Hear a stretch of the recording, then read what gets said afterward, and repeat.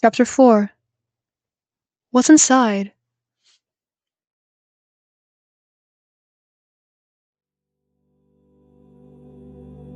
Okay, yes, I will admit I skipped over a lot of plot events, but they're not necessary, at least so that I can maintain my own marginal sanity.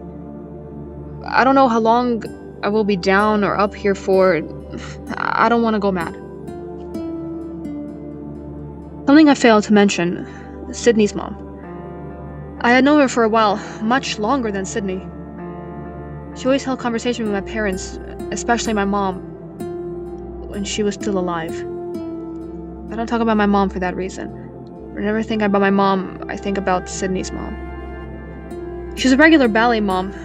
She was always too enthusiastic, sometimes not accounting for the people around her. If a person was crying or having a moment when they feel weak, her mom would be helpful and kind, but her kindness was empty. She would speak words of encouragement just to make herself feel better. She wouldn't ever do it for others, she'd do it for herself so she would be able to go back to resting, gaslighting herself into thinking she helped. In reality, that person needs a real word to help them get back on track. My mom needed her then. I don't remember all too well how it happened. I was much too young a kid to understand. I was only older when I was hit with a harsh reality. My mother had always struggled with her mentality. My father was the best thing that has ever happened to her. However, she still doubted herself. She had come from an underprivileged old-school family that demanded her labor tasks disguised as chores. She escaped the atmosphere when she was a late teenager with the help of a friend. Despite everything, she still had those lingering mentality obstacles that prevented her from keeping a stable job. She lived in constant fear that she wasn't enough and should work towards a better life. There came a day, her birthday. She was turning 30. I remember how all day she would look in the mirror, hiding her fear of just how old she has gotten.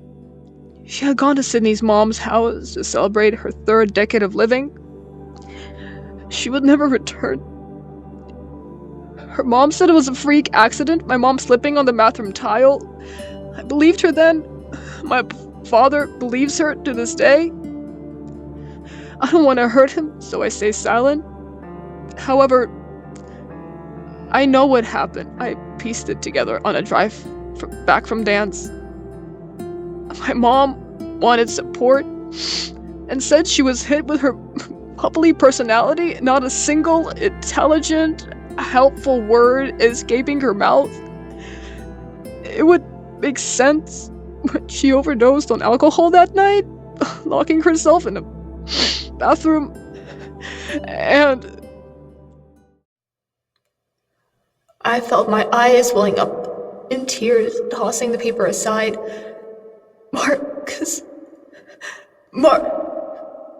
He silently pulled me to his chest, stroking my side while I wept. I'm sorry for making you. No, it's my fault. But just hush and be quiet. I did as I was told, weeping softly till I could catch my breath. As my breathing calmed, I turned weakly, looking at my boyfriend. There was that expression again. The cold, yet calm look, as he looked beyond the misty void, trying to locate something that wasn't there. Marcus? He snapped out of his thoughts, eyes looking at me. The expression melted off his face once he saw that I was feeling better. He cracked a small smile, stroking back my hair. Feeling better, baby? He spoke to me in his deep, soft voice, the one that sent playful shivers down my spine. Yeah, I just... Stop blaming yourself. If anyone should apologize, it's me. I forget that you respond to emotional things differently than me. I'm truly sorry. He kissed my lips gently to prove his apology. I kissed back, licking his lips ever so slightly. Marcus reflected my action, pushing the kiss deeper into my mouth. My hand reached out, and it snaked its way up his shirt. Just when I had gotten to his chest, Marcus's palm caught mine. He looked at me sternly. No. Not right now. You're just looking for an outlet. I don't want you to feel hurt while I'm trying to make you feel good. Okay, baby. I blushed a deep shade of red. He was right. I was just in pain. Acting on impulse wouldn't be the favorable outcome. I hid my face under my shirt in embarrassment. I heard his low-pitched chuckle as I did.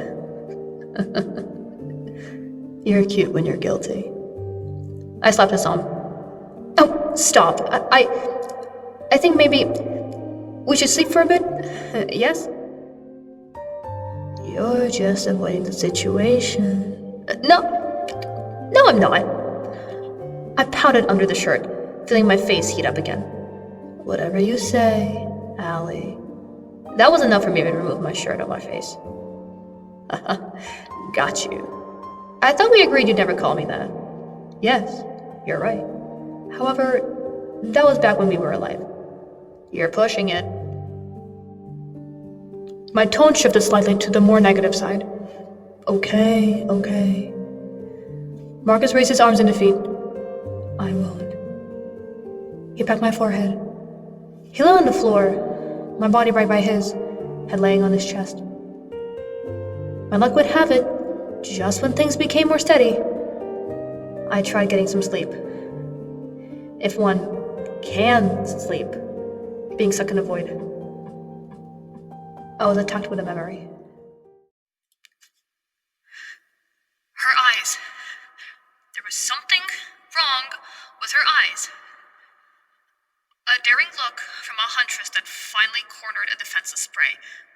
I couldn't describe it any way else. It shook my entire body, feeling as though my organs were rearranging. I had never had a girl, let alone Sydney, look at me so much. What did she want from me? However, as luck would have it, regrettably, so damn regrettably, I was going to find out what her mind had led her to. I jumped when I hit the wall, hand scratching at it, hoping that just by will of thought, it would be able to move. Move that damn wall and get me the hell out of here. Why couldn't a wall move? Why? I squirmed in my sleep, but I did my best to keep it down. I don't want Marcus to worry more than he should. I pushed the nightmare out of my mind, drifting back to sleep. We'll talk more when we wake up. Right now, I just needed a break.